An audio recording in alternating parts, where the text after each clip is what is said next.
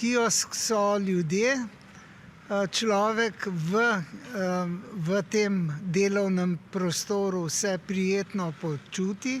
Zdaj sedim v zelo priljubljenem lokalu sredi ljubljanskih Fužin. Vsaj, če gre verjeti ocenam na internetu, ga imajo domačini za zelo prijetnega in zelo dragocenega.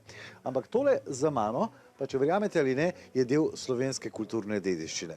Mogoče je popolnoma drugačna od tiste, ki so jo pustili za sabo ljudje, kot so Plečnik, Vurnik in drugi, ampak po pomenu skoraj enako pomembne. Tukaj vidiva eno kapsulo, hkrati je pa to en ogromen sistem, ki se lahko dopolnjuje in razširja. Kiosk je zato hitro postal svetovna zvezda. O njej je pisala ugledna angleška revija Design in že leta 1970 ga je Muzej sodobne umetnosti v New Yorku uvrstil v zbirko sodobnega dizajna.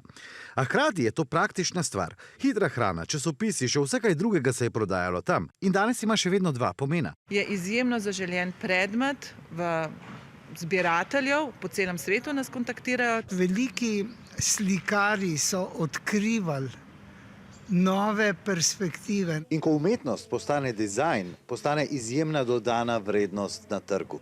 In tako prinaša tudi zaslužek.